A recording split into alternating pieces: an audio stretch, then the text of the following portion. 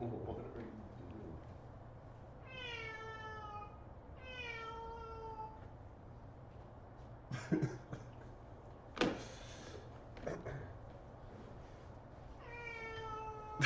doing? There's a cat outside, and Mochi's freaking out right now. So, you got the neighborhood cat rivalry going on right now.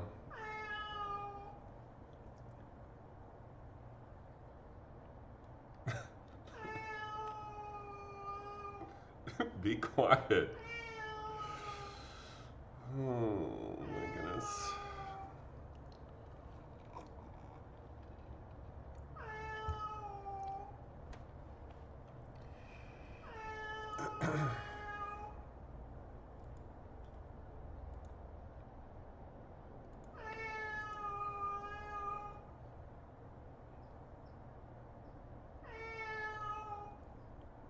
I don't know how long this is going to go on for. I guess I could chase the other cat away.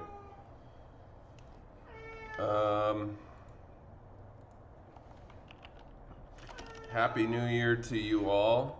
I hope you had a wonderful break. And today I wanted to take some time to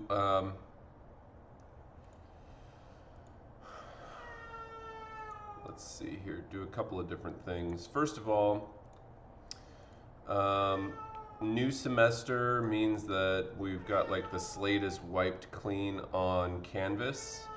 So all old assignments, old announcements, old whatever is wiped clean because Canvas doesn't save things between semesters. It just automatically deletes it. And I have to reset things up, which is what I've been doing this morning. We should have, there should be, if you're here, hopefully that means that there's no problems with Canvas.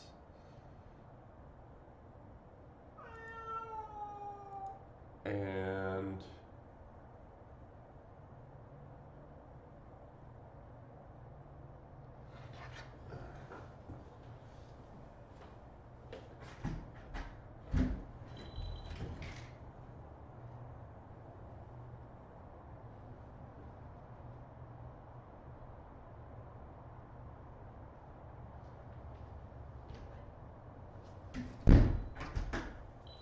so,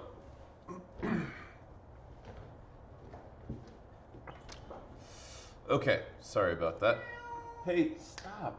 Will you stop meowing, please? Jeez.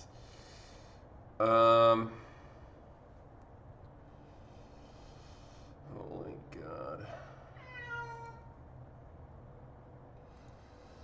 I don't see an announcements tab. Okay. Let's see what we can do to fix that.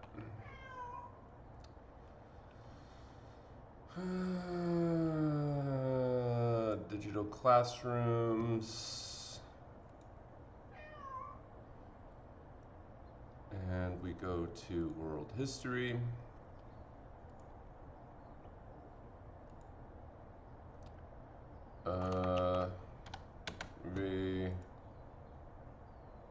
Let's try this.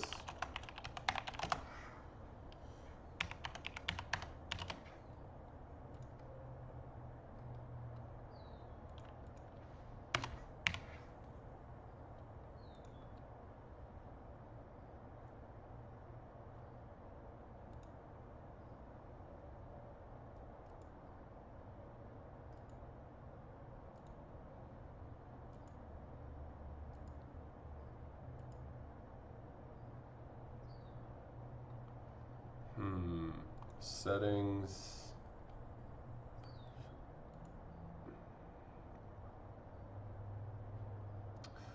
All right. All right, go back to Canvas. See if that announcements thing is up there now.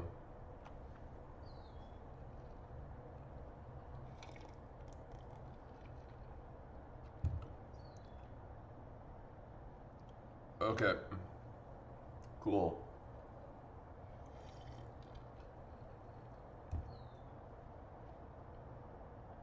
Sorry about that, folks. Not sure what happened there, but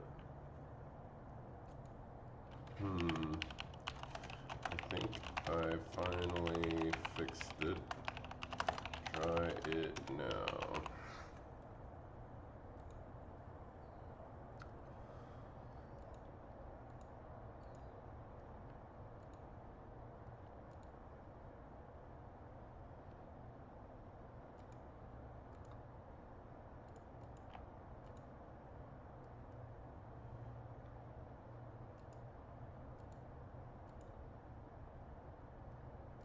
All right.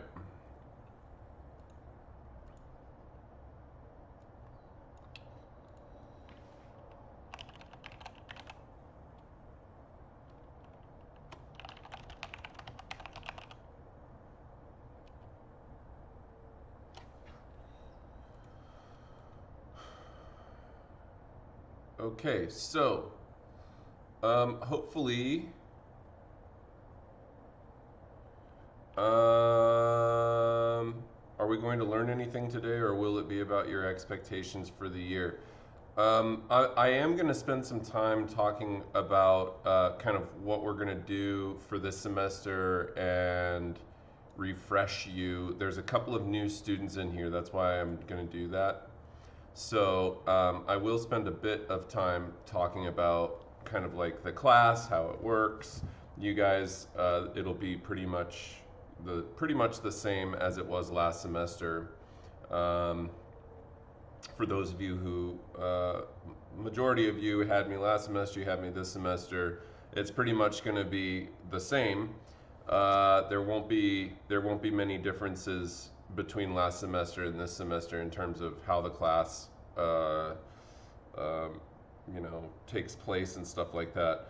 But for those folks who are new to the class, I figured that I would just take a few minutes to talk a bit about kind of how things work and stuff. So last semester, okay, so this is world history. My name's Mr. Knight, and last semester, this class started in ancient Greece, and we went from ancient Greece and ancient Rome and learning about the early,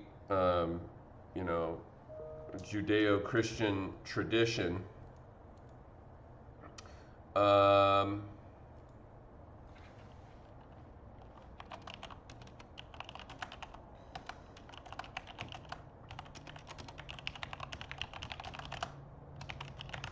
Sorry, I'm still dealing with folks trying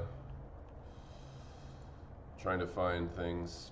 Anyhow, and then we went and we learned about the Protestant Reformation and the Renaissance. We learned about the French Revolution and the Enlightenment. We learned about the Industrial Revolution, and we went all the way up to World War I. We learned about imperialism and then World War I. And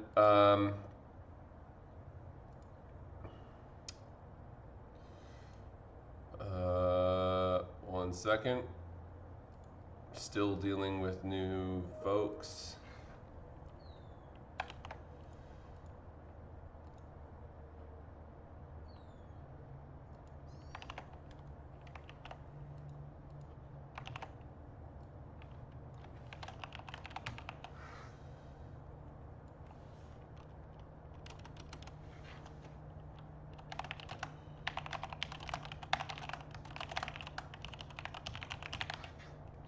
Sorry, everybody, but there's a bunch of people who don't know how to work their computers, I guess, so I need to tell them how to get to the class.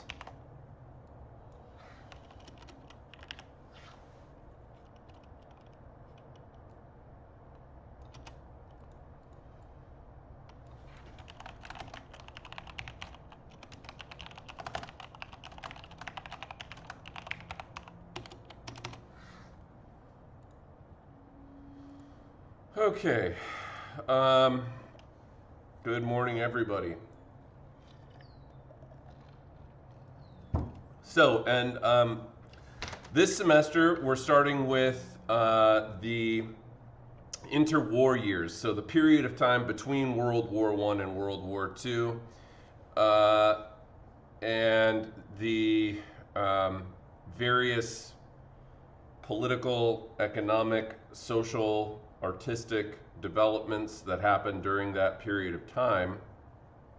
It's pretty much what the content is for this unit, but as we move throughout the rest of the semester, we will get done talking about well, actually, you know what, I lied.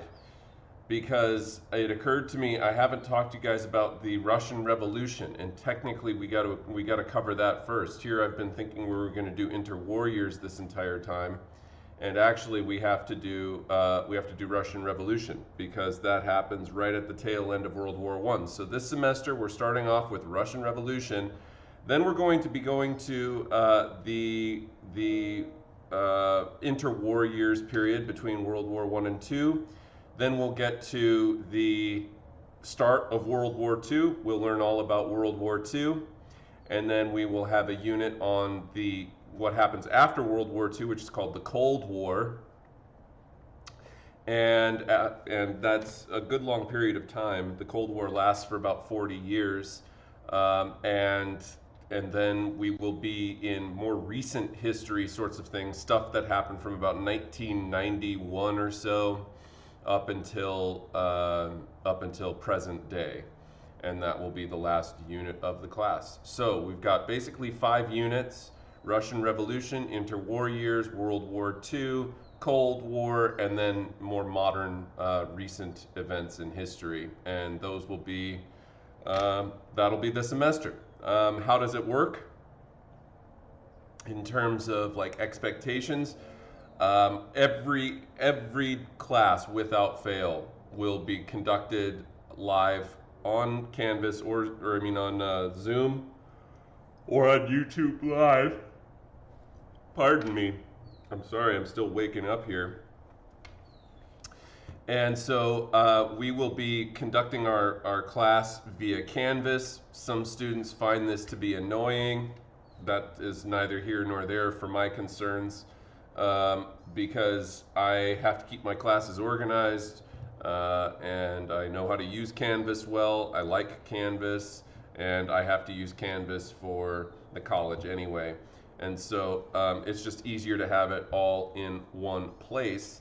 And so that's why I use Canvas. Sorry if it's annoying to you, but get over it and you know, just do what you need to do. And so assignments. Usually every class there's like a little assignment. It's nothing huge. It's usually very doable. Sometimes it'll be related to vocab. Sometimes it'll be like a quizzes or Quizlet or something like that, a digital assignment of some sort or another. And then every time that we get close to the end of the unit, we do some review and we take a test, and then your grades are updated on cue, just like the rest of your classes. So never look at your grades on Canvas. They will not be accurate. The grades on Canvas don't count for anything. I don't keep Canvas upgraded in terms of a grade book. The only grades that are ever accurate are the ones that are in queue on Student Connect.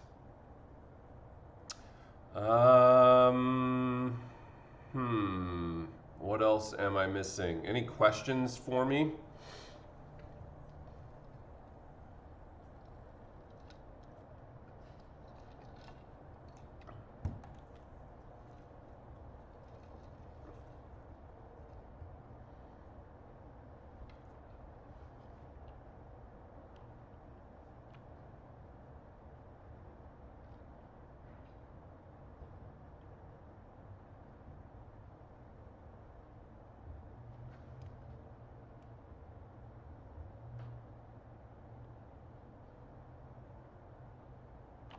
No questions?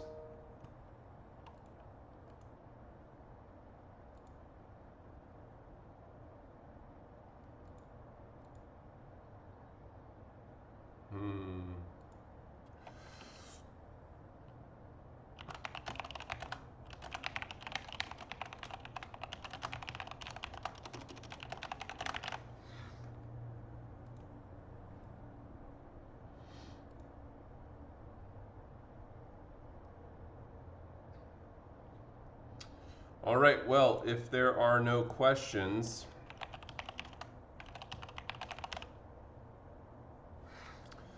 I will go ahead. I have to switch what I was going to give you today really quickly, so let me do that.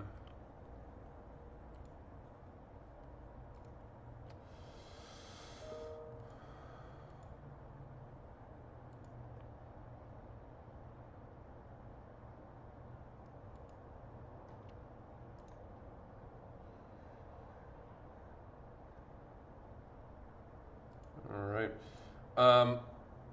You guys may have seen some pretty wild, before I get started talking about the Russian Revolution, we've been dealing with some of our own revolutionary sentiment right here at home. I do wish you all a Happy New Year. I must admit, though, 2021 has seemed suspiciously similar to 2020 so far, in terms of just how, the pandemic is still going on. We still have political upheaval. People are freaking out and raiding Kmart's and, raiding the Capitol building, and it's a weird time. And I think a lot of the things that we'll be learning about this semester, Arnav, did you expect that something would suddenly change? I had hope. I had hope that it would change. I didn't think that it would, but I was hopeful that it would.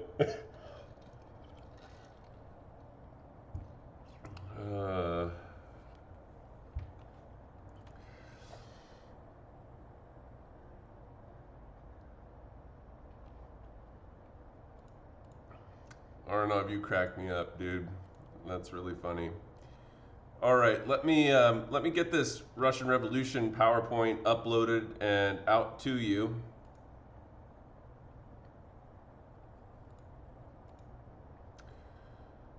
So we got to go.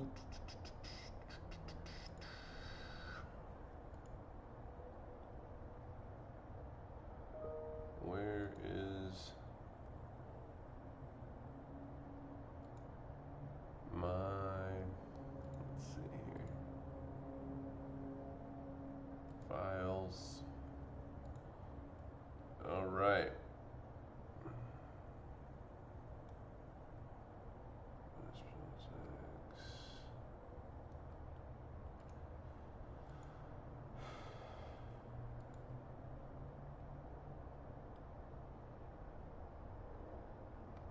There's my Russian Revolution PowerPoint.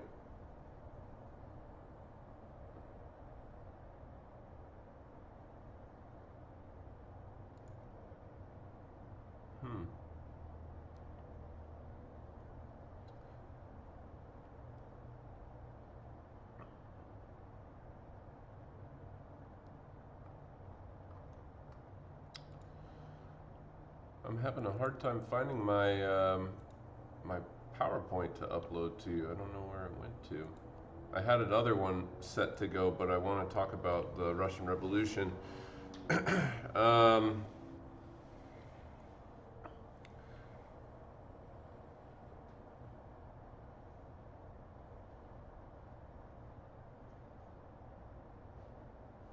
Yeah, Gareth, the thing about the raiding of the Capitol building that's particularly frustrating is that it was to some extent instigated, well, to a large extent, instigated by Trump and various others. And that's the thing that gets a bit concerning about it. But the fortunate thing is that it didn't result in there's the system. The thing that's good is that the system has so far at least proved to be strong enough to resist the attempt at overthrowing it, I guess, for lack of a better way of describing it. The folks who raided the Capitol building, the FBI is going and rounding those folks up, and I mean it's completely insane and inappropriate. And it's a concerning thing, but what has so far been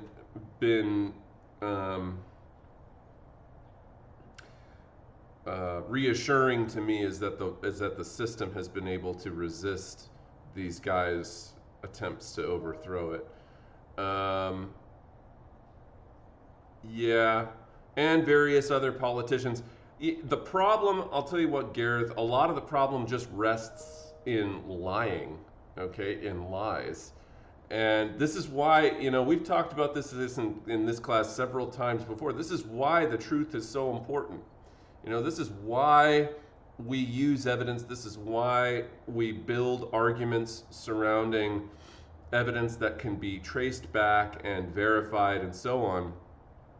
Because you're seeing what happens when lies, misinformation gets spread around, and the thing is that when people are so confused that they don't know up from down, and they don't know fact from fiction, this is what you see happen. People get angry. They feel like they're being, that they're being lied to, and then they raid the Capitol building. I don't know. There's not a whole lot of, all of these beliefs about the election being stolen from Trump and stuff like that, it's just fictitious. It's not based in reality. And so anyhow,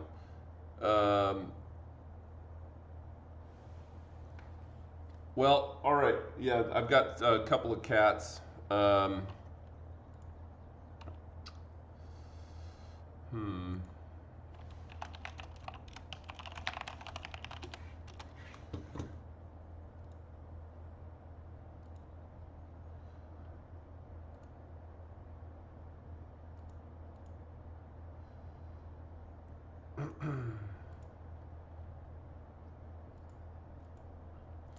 I think Biden has a stuttering problem, if I'm not mistaken, like a legit speech language pathology sort of thing. My cats' names are Mochi and Harrison. Okay, let's go ahead and open up this PowerPoint here.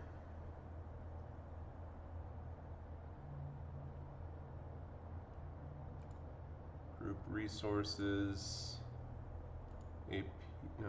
world history, and then Russian Revolution.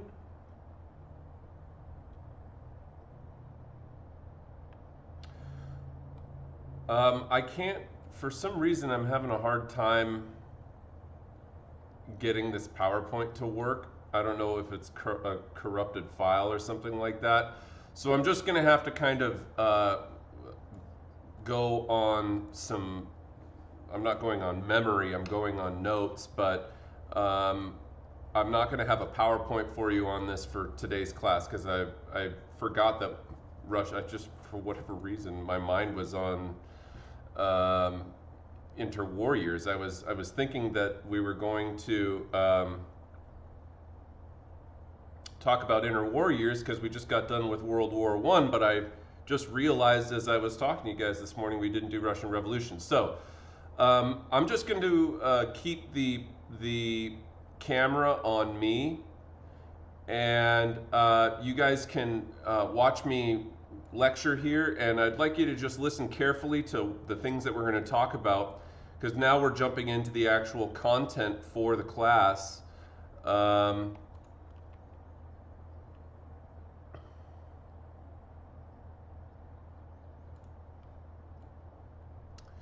So here we go.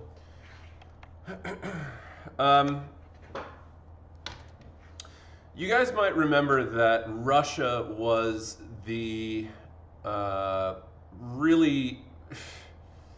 Russia really struggled in World War I. Okay, they lost about 5 million people in the war. In fact, the war was going so badly for Russia that they ended up having to drop out of the war in a treaty known as the Treaty of Brest-Litovsk. And this treaty negotiated Russia exiting World War I without having yeah, we will, Gareth, but that's a little ways away yet. So Russia was able to exit World War I, but they had to give up about a third of their western territories to Germany. It's not the Battle of the Bulge Aaron, yeah. So here, folks, just listen carefully to what I'm going to tell you right now. I'm having a hard time uploading the file. I don't know if it's corrupted or what, so I don't have a PowerPoint to upload this second, but once I can fix that later on, I'll upload it.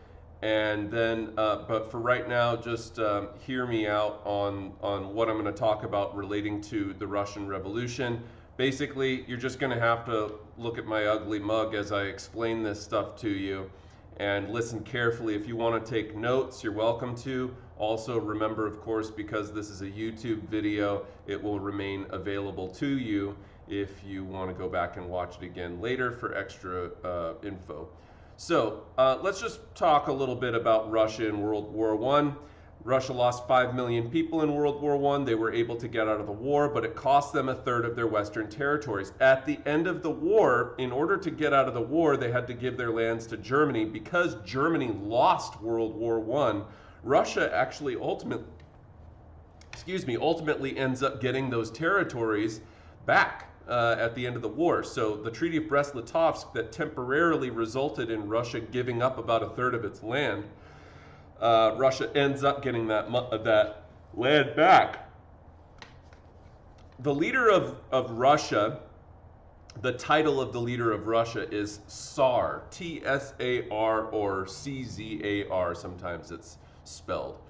And the Tsar of Russia during World War I was a guy by the name of Nicholas II, okay, Tsar Nicholas II.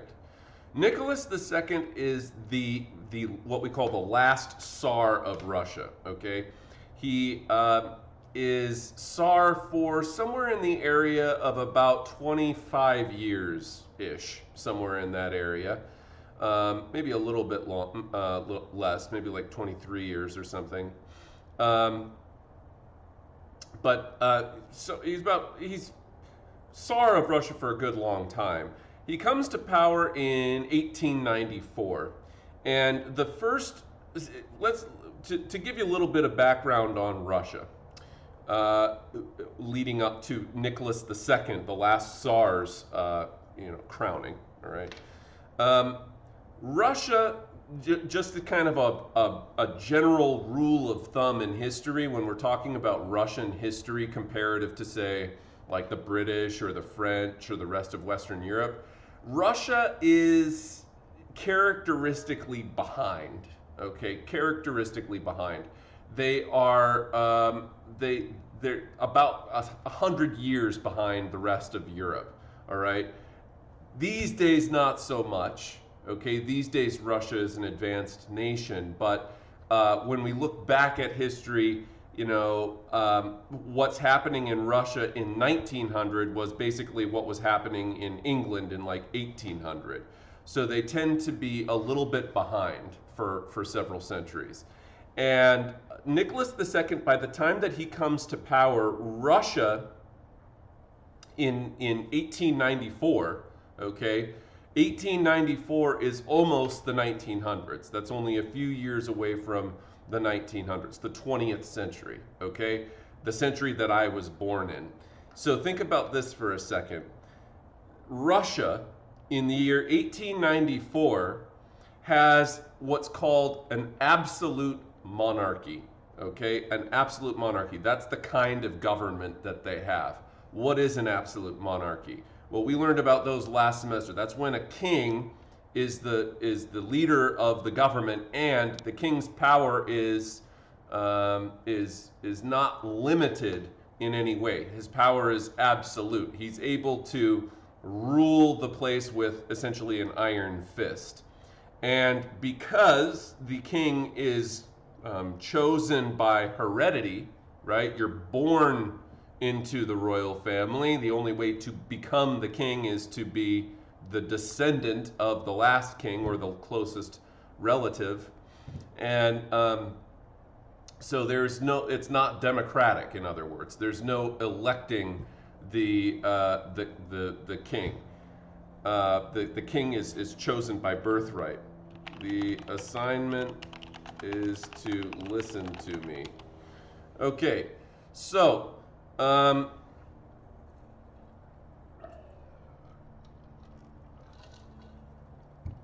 So, Russia has an absolute monarchy going into the 20th century. Why is this significant? Well, the rest of Europe, by the time that we get to the late 1800s, the rest of Europe is really moving towards democratically styled governments, where, like in France, you don't see there is no king of France anymore. There is a king of England, but basically the European nations in Western Europe are attempting to move towards a more representative government where the king's power is no longer absolute. On the other hand, Russia, all the way over in Eastern Europe, not only has an absolutist style monarchy, but they have a king who's basically trying to run Russia like it's 1794, okay, 100 years earlier. And so this king in this Tsar of Russia, Nicholas II, you know, if we talk about some of his personality characteristics, Nicholas II is a guy who we would probably classify these days as being maybe a little bit borderline, you know, OCD, kind of borderline control freak. Okay, he's a guy who increasingly, who already, even when he first came to power, he was already like trying to micromanage everything. Okay, he's the Tsar, he's the absolute ruler, but when you're the absolute ruler of a place the size of Russia, you need ministers, you need helpers, okay? You need people who you can delegate tasks to. You're going to deal with these things, you're going to deal with those things, etc., etc. Nicholas II already showed hesitance towards being willing to delegate tasks out to people, okay? Nicholas II is the Tsar, and he's trying to do everything himself because he believes that as the Tsar, it's his responsibility to handle all the affairs that he's able to, okay? But it ends up bogging him down because he's dealing with dumb things. Divorce papers between nobles and other things like that. All right, he's just completely overwhelmed, and the guy just refuses to relinquish authority. By the time that, just as an example to you, to demonstrate what I mean about this characteristic of his personality, being unwilling to delegate tasks out to other people and feeling like he has to control everything himself. When Russia starts losing in World War I, when they really start suffering major losses, basically Nicholas II, who really didn't have any military experience whatsoever, decides to fire all of his generals and take personal command on horseback during World War I of the Russian troops. And it goes miserably because he has no idea what he's doing, but he assumes because he's the king, whatever decisions that he makes are the right decisions, and that he's a supremely self-confident guy in the sense that he thought that he could do better than his generals in World War I, and he doesn't. After another several months of suffering catastrophic losses in World War I, eventually the military starts to mutiny, and what that means is that the soldiers in the military start to overthrow the officers of the military. They stop listening to commands. And a military is supposed to work like a well-oiled machine. Like all directives come from the top down, everybody knows their place, everybody follows the orders that they've been given from their superior officers. Anytime that you start to get your soldiers or your sailors questioning the orders that they've been given, it's going to turn bad and cause upheaval and other things. And that's exactly what happens. But anyhow, that's kind of skipping ahead a bit in the story. Let's take it back and talk to you a little bit more about Nicholas II's early part of his reign. So I told you that he came to power in Russia in 1894. 10 years after he came to power in 1904, Russia becomes engaged in a conflict that we actually learned about last semester called the Russo-Japanese War. Basically, as Russia had begun to industrialize, the very early beginnings of industrialization in Russia resulted in the creation of something called the Trans-Siberian Railway. Okay, the Trans-Siberian Railway. And this was a long railroad track that ran all the way east and west across Russia, which is a massive territory, right? And so the Russians had started to establish a sphere of influence in the Far East towards Japan, okay? Japan's an island, but in eastern Manchuria, northeastern China is where I'm talking about, okay? Northeastern China, kind of just north of where North Korea is, right in that region there.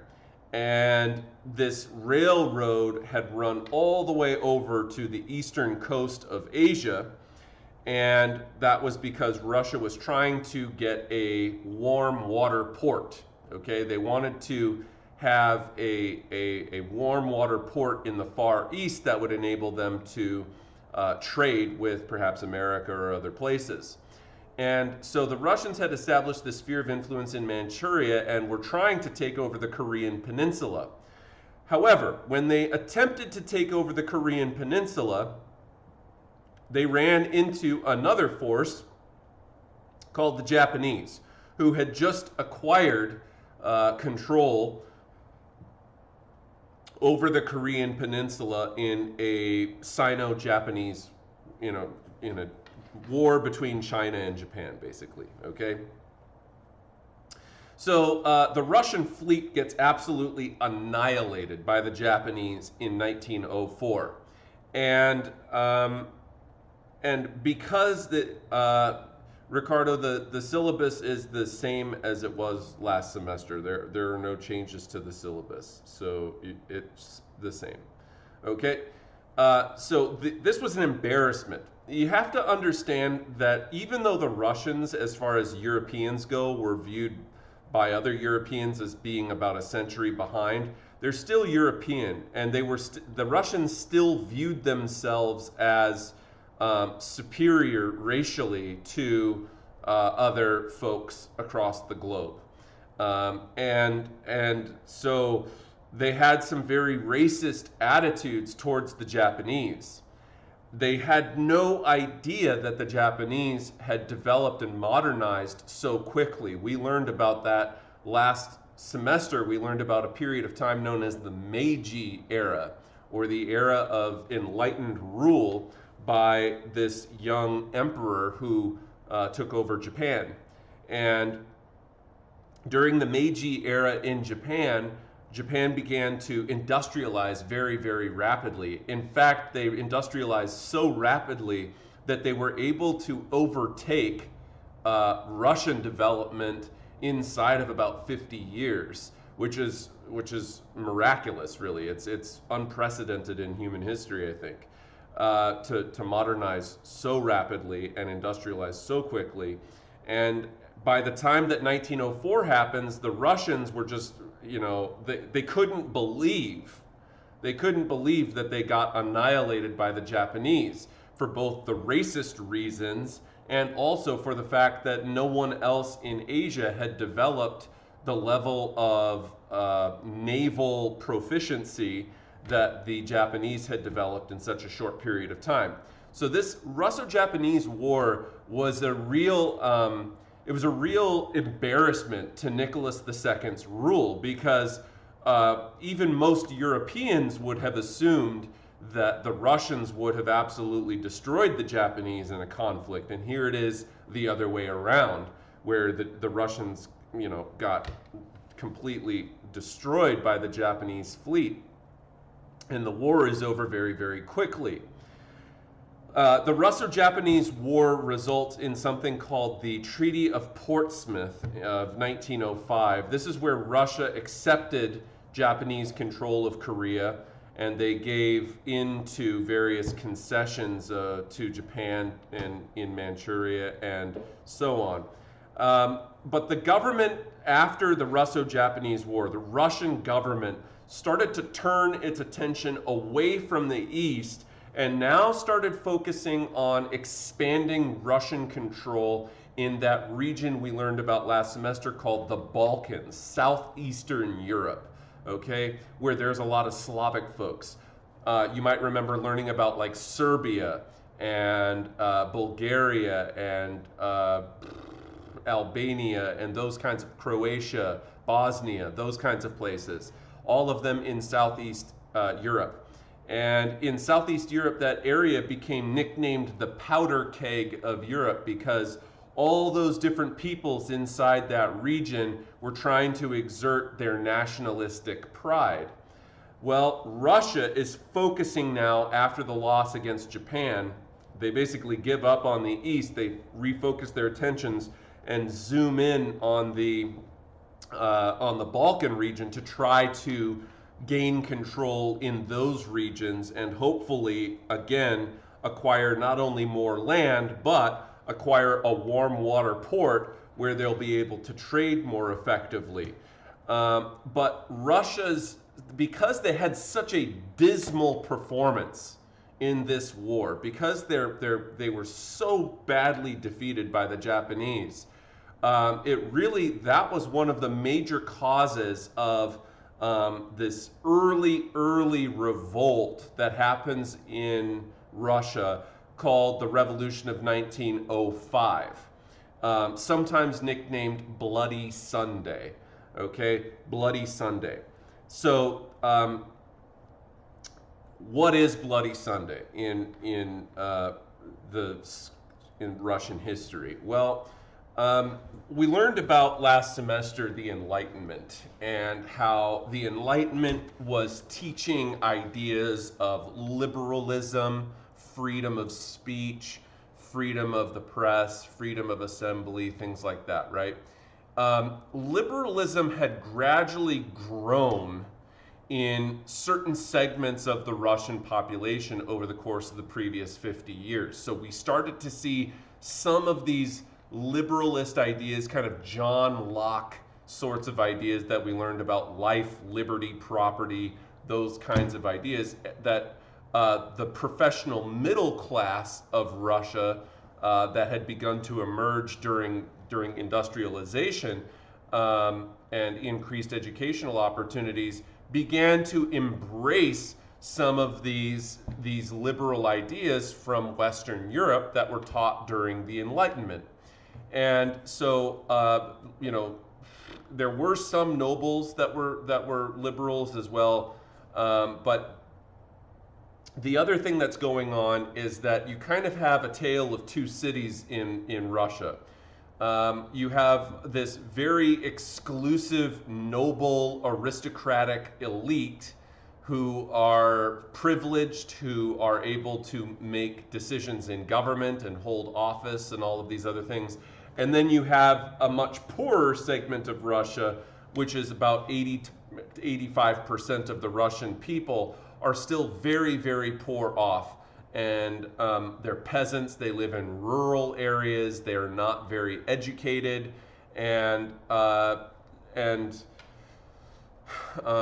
meanwhile you've got kind of this emerging kind of middle class that kind of exists between those two groups of people. But the situation in Russia is pretty uneven. Think almost like when we learned about the French Revolution last semester, how when we talked about the French Revolution, we learned that there was, the first and second estate, which made up like 3% of the population, so just a tiny little fragment of the population, but they had all of the political power, all of the wealth, and so on. And then you had like 95, 97% of the population of the rest of people of France who are taxed ridiculously, punishingly, and they're forced to, perform labor for free for a certain amount of days a year, and they're not allowed to hold any political office, and so on and so forth. And so it's a very uneven society, and that's kind of how Russian society was going all the way into the 20th century. So not that long ago, relatively speaking. It's 2021. We're really only talking about 115, 116 years ago that this happened, which is not that long in the grand scheme of things.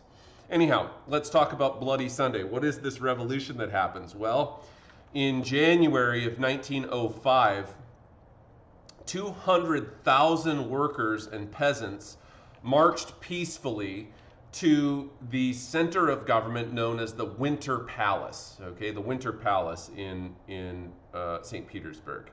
And they basically go to the Winter Palace, but the Tsar was not in town. Nicholas II is not in town at this time. And so when they go to ask him for reforms, he's not there, and the army ends up firing on these protesters, okay, in cold blood. And they killed about 300 people and wounded an additional 1,000 people or so. And this is really bad. I mean, here's the thing. You might think to yourself, oh, how big of a deal is that? Well, it's a pretty big deal. Like, I want you to imagine for a minute here, if there was a protest, let's say, in Washington, D.C. this last week, which there was, all right, but instead, the Capitol riot was actually more destructive than these guys. This was 200,000 workers that were marching peacefully to the Winter Palace. And then imagine a large peaceful protest, and then the American military just opens fire into the crowd and kills 300 people. I mean, it would be the biggest news story of the century. It would be beyond huge, okay, because it would be so horrible. It would be authoritarian and scary and really, really, really bad. And so that's why Bloody Sunday was a big deal in Russia, is because it's like, holy smokes, the Russian military doesn't mess around with protesters. They just fire into the crowd and kill all these people. That's not a good thing. And so a general strike ends up ensuing, where peasants revolt and troops start to mutiny, and this paralyzed Russia by October. And Nicholas, the Tsar, Nicholas II, was forced to give into some of the demands of these people, of these protesters. And one of the largest things that he does to give into the protesters is he agrees that he will create basically a national parliament. Now, when we've learned about parliament in the past, what does a parliament do typically? What the parliament does is it makes laws and it challenges the king's authority. So if you take Britain, for example, Britain's parliament ended up going to war against the royal forces in the English Civil War in the mid-1600s. And when the king was defeated, Parliament became stronger than the king. That's why Britain wasn't an absolute monarchy. They had what was known as a constitutional monarchy in Britain. And the constitution that they had, the English Bill of Rights, ends up limiting the power of the king.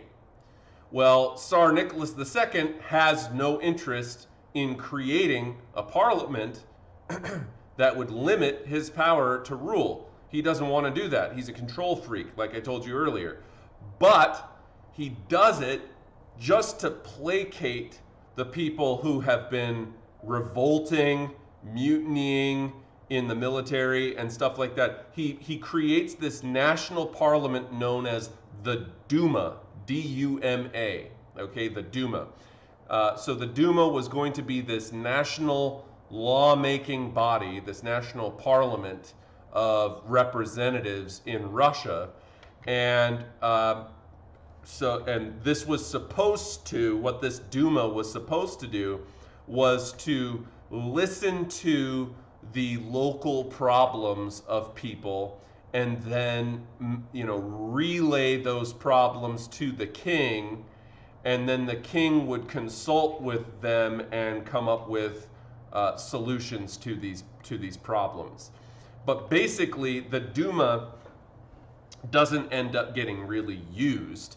It's a puppet organization that is there but doesn't really serve the purpose that it was supposed to serve, because the king, the Tsar, has no interest in really listening to them or in making changes. And this is the other thing that we got to remember about Nicholas II, and it explains why there's this massive revolution that breaks out in Russia in 1917, which we haven't even got. We've talked about Bloody Sunday, but that's small compared to what's coming down the pike in about 12 years after that happened in 1917. One of the main reasons that the Russian Revolution happens at all is precisely because of the story that I just told you about the Duma. If Nicholas II had really utilized the Duma in the way that it was supposed to be, in the way that the Russian peasants wanted to be represented, they very well could have avoided the major fallout that they had. It's at least possible that they could have avoided it, the Russian Revolution. But it just goes to show you how adamantly against change Nicholas II was. Nicholas II was given opportunity after opportunity after opportunity to initiate and enforce reforms in Russia, okay? Changes that would have improved the lives of the people. Nicholas II could have listened to the Duma as a representative body. He could have even given up some of his authority as the king and delegated more tasks out to other people to handle various problems more effectively. But he refused, at every chance that he's given an opportunity to make changes, to give up a little bit of power. Instead of doing that, he just tries to, he almost overcompensates and tries to control even harder what was going on. And because he absolutely refuses at every step of the way to reform, ultimately the same problems get bigger and bigger and bigger, and then they boil over and explode by the time that we get to 1917. And World War I definitely accelerates the process because of how badly Russia is getting walloped during the war. So, Bloody Sunday, January 1905. By October, that's when Nicholas II creates the Duma, October of 1905. And they met for the first time in the spring of 1906. And the Duma, again, is this national assembly that was supposed to serve as like an advisory body to the Tsar, to listen to people's problems, and that there were going to be representatives in the Duma that would be elected by universal male suffrage, again trying to, like, you would think this was like the introduction of liberalism into the state, but really it wasn't. And the Tsar, no matter what the Duma decided to do, the Tsar retained the ultimate veto power. And so that was the other side of it, is like, even if the Duma had met and decided like, oh, we're going to create a law that blah, blah, blah, blah, blah, feeds people, okay, the Tsar could step in and be like, no, and then immediately put the kibosh on it, and then it's dead. And so it's not a very, the Duma ends up not having any influence at all, really. And eventually, Nicholas II even dissolves the Duma twice in 1906. So it already from the very get-go, Nicholas II didn't want to create the Duma. He only did it because there was so much chaos going on in the wake of Bloody Sunday that he had to do something to get the people to quiet down. But really, he has no intention of listening to it. And by the time that he creates the Duma, dissolves the Duma, creates another Duma, dissolves that Duma, and then by the time that the third Duma is created, this one is much more conservative and basically, stuck under the thumb of the Tsar, and it doesn't even have any real power at all. So Nicholas II uses political oppression very successfully to weaken his political opponents or critics of his leadership or of his regime. Russia goes through, after things start to settle down in about 1907, okay? Things start to settle down. And Russia starts to experience a little bit of a mild economic recovery from about 1907 to about 1914. And 1914, just to remind you, is the first year of World War I. World War I breaks out in June/July of 1914. All right, and during this time, there's some political assassinations. I'm going to kind of like skip over that part because it's not super important for you to understand. But one of the things that is important for you to understand is the rise of socialism in Russia. So let's talk a little bit about that. We learned about a guy by the name of Karl Marx last semester. Karl Marx is he's a German political philosopher. Okay, Karl Marx. He's not Russian. Let's just get that clear right away. Karl Marx is German, not Russian. Okay, but we a lot of times associate Karl Marx's political writings with Russia. And the reason we associate Marx's political writings with Russia is because Russia is the first nation on the planet to have a communist style government. Okay? So, what is communism? What is the Communist Manifesto? These kinds of things. Think of it like this. Think of it like this. When we learned about the French Revolution, right? When we learned about the French Revolution,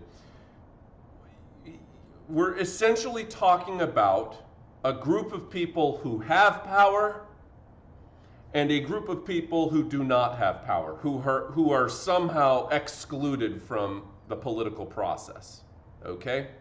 That's the French Revolution. The group of people that had power in the French Revolution were the king and the clergy and the nobles, and they made up about 3% total of the French population. These were the people who had power, and the reason they had power was purely because they were born into the families that they were born into, noble families, people who owned land, okay? The people who didn't have power in the French Revolution was the bourgeoisie, the upper middle class, people who were to some extent wealthy, okay? They could have been professionals like bankers or wealthy artisans or merchants or lawyers, professors, doctors, people like that. But they didn't have any ability to participate in the political process. They were excluded from it. They weren't allowed to hold office. They weren't allowed to have say in who does hold office. And that's why we see some of these ideas about reforming the government of France happen during the French Revolution, is because there was this group of people who became conscious, aware of the fact that they're being excluded from the political process, and they feel like, hey, I'm smart enough, I'm a hardworking person, why shouldn't I have a say in what happens in government? And so this is where the French Revolution comes out of, right? The reason that I just took the time to explain that is because we can also take a look at what happens after the bourgeoisie gets power. So when the French Revolution comes to a close, okay, which takes a while, but it eventually does, the new ruling class is no longer, just like here in America, we don't have nobles in America. We don't have people who are born into noble families with these fancy titles like, you know, Duke of whatever, or Baron of such and such, or Count so and so. Okay, we don't have that kind of class of people here in the United States, because the way that we conceptualize of our social structure here in the United States is the people who have the most influence are the people who are the wealthiest in our nation. But wealth kind of comes and goes in the United States easier than it does in other places. And so what happens, okay, what happens when you have a place where the ruling class is the bourgeoisie? In the French Revolution, the bourgeoisie were the people who were excluded from being able to participate. Now, the bourgeoisie, the wealthy upper middle class folks, are the ones who are really the most influential. What happens in that scenario? Who becomes aware of being, who, you know, what's the other side of that power structure? There's always going to be someone who holds power and somebody who doesn't hold power in the political process. So who's going to challenge these wealthy capitalists? And the answer is the workers. So this is what Karl Marx came up with. Okay, what I'm basically explaining to you in extremely dumbed down terms is an historical model for understanding revolutionary conflict. Okay, the group of people who are going to challenge the wealthy capitalistic elite are the people who are most oppressed by that system. And in this day and age, in the early 1900s, particularly in Russia, which was 100 years behind the rest of Europe, as Russia starts to industrialize, the quality of life of the workers falls dramatically. And they're working extraordinarily long hours, harsh working conditions, and Russia already didn't have a great track record with their working class of their population.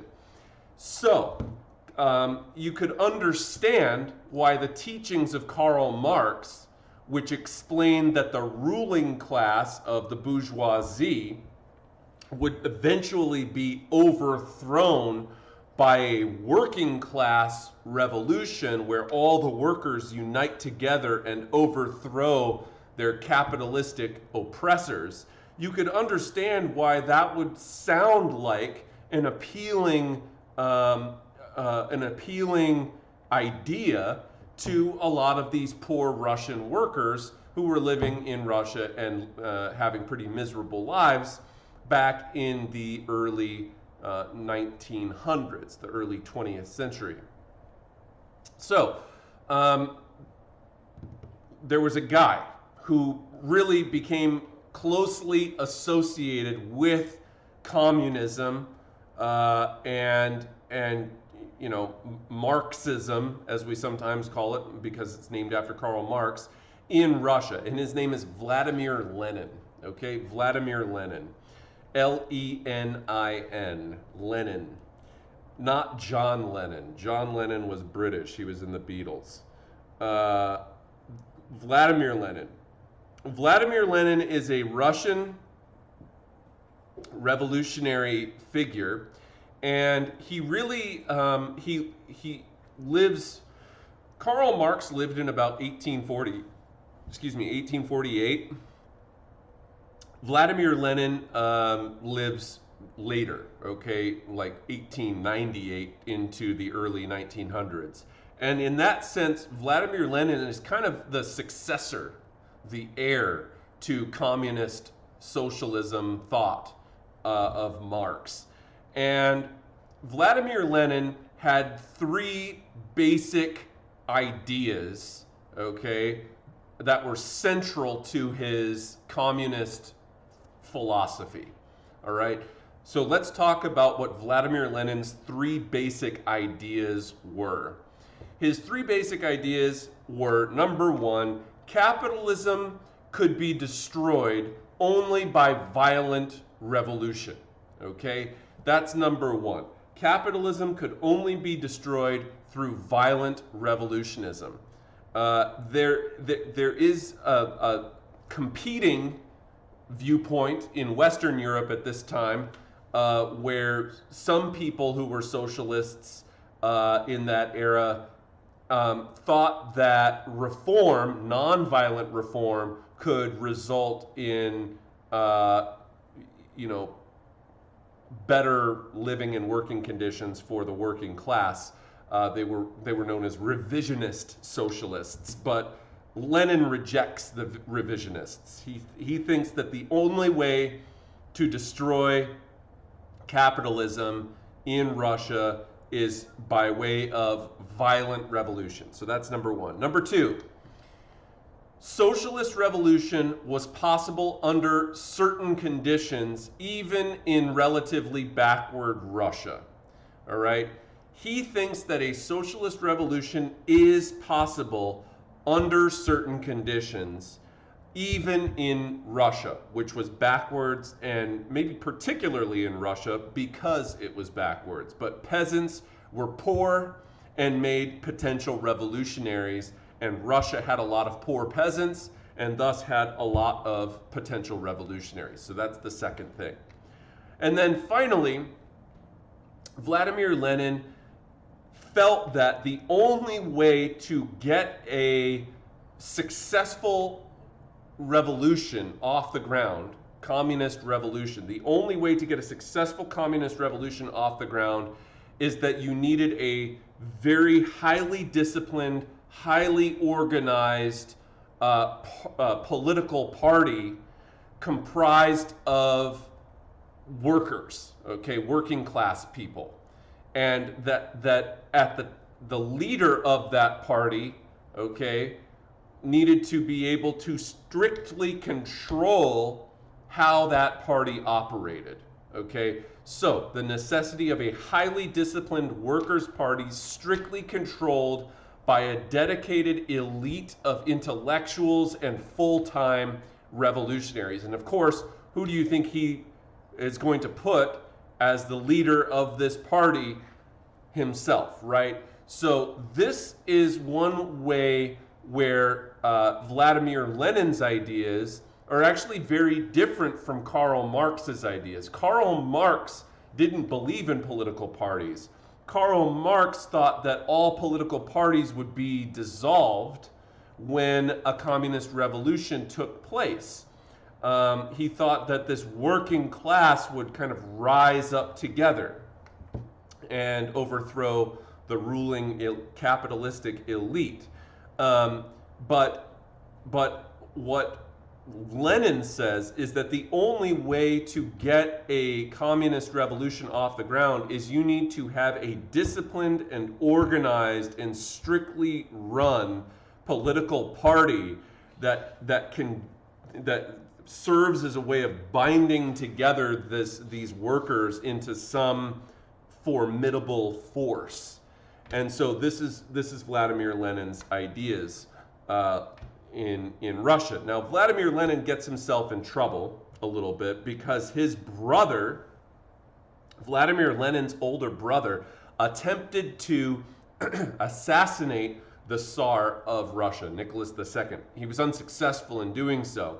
But when the older brother of Vladimir Lenin attempted to assassinate the Tsar, the Tsar's forces went after Lenin's whole family, including Vladimir Lenin.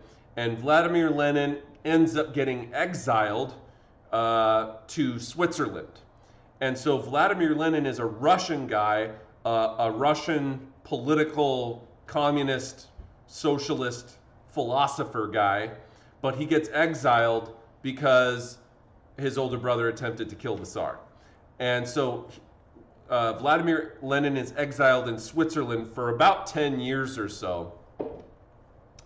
And you'll see the story about how he ends up coming back to Russia. It's actually rather interesting. We'll get to that part of the story a different day, though.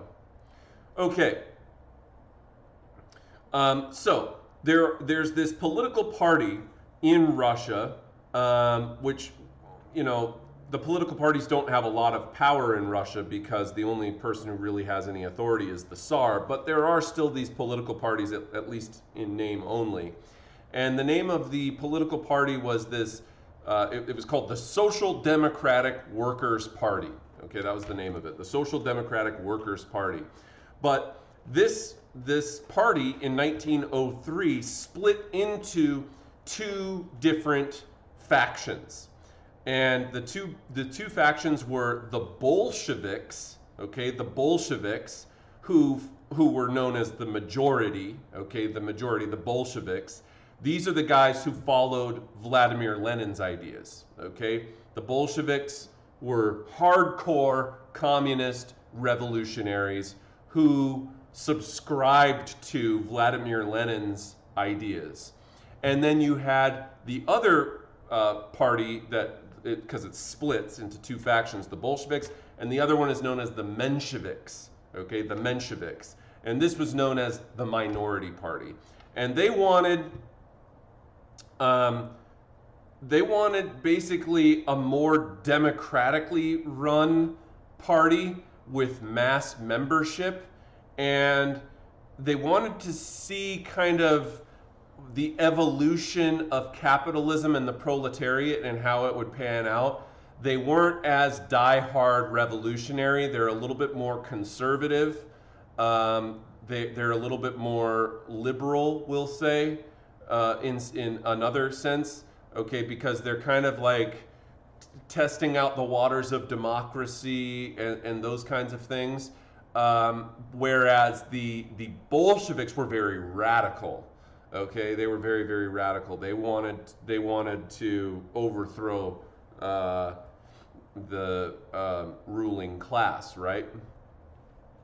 Now, so how does this all come together here at the tail end of our first class back here? Well, I talked to you about Bloody Sunday. In light of the 1905 Bloody Sunday event, okay, the Bolsheviks, who had been forced into exile after Vladimir Lenin was thrown out of the country, basically they start to plan a revolution. And so Lenin and Leon Trotsky, who was Lenin's best buddy in Russia, formed these things called Soviets. Okay, they were councils. Okay, a Soviet is, think of it as like a council, a workers' council.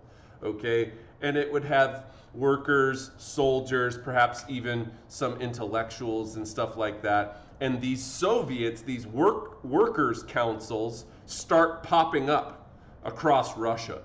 Okay, these workers' councils, and what they are designed to do essentially is to influence the government.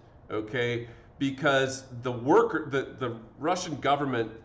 Lenin was the founder of the Soviet Union, yes, but we're not quite to that part of the story yet, but yes.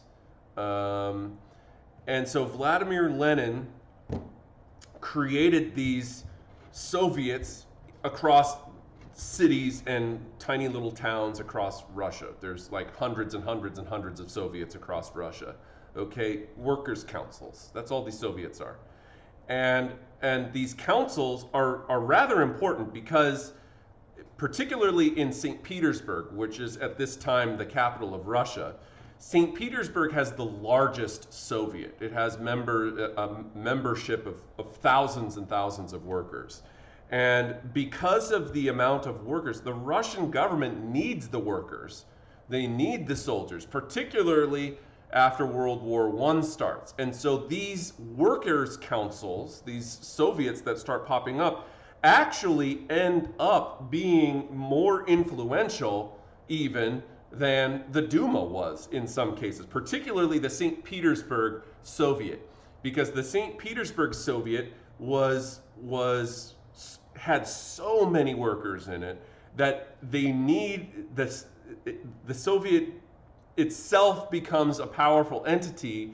Kind of think of it almost like unions here.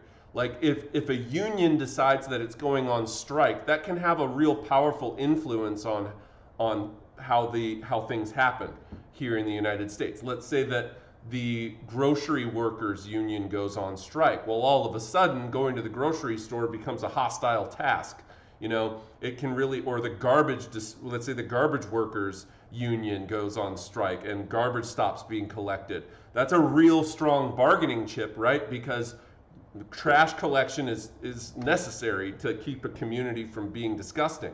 And so these Soviets work in somewhat of the same way. If the Soviets were to decide that they were going on strike, what that would mean, of course, is that the government would be anxious to appease the Soviet to get people back to work and keep things functioning. But it also serves as a platform for Vladimir Lenin and other guys like Leon Trotsky and eventually even Joseph Stalin to be able to use these Soviets to increase their own power prior to the start of even World War I happening. So the influence of socialists, soldiers, and other parties increase in the years leading up to World War I, thanks to the development of these councils of workers known as Soviets that started popping up all over the place. And folks, that is where we will leave our class for today.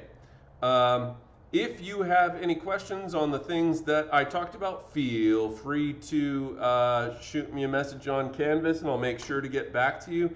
Other than that, folks, no assignment for today. Just make sure that you, if you have your textbook, I would encourage you to read the first section of your textbook on the Russian Revolution.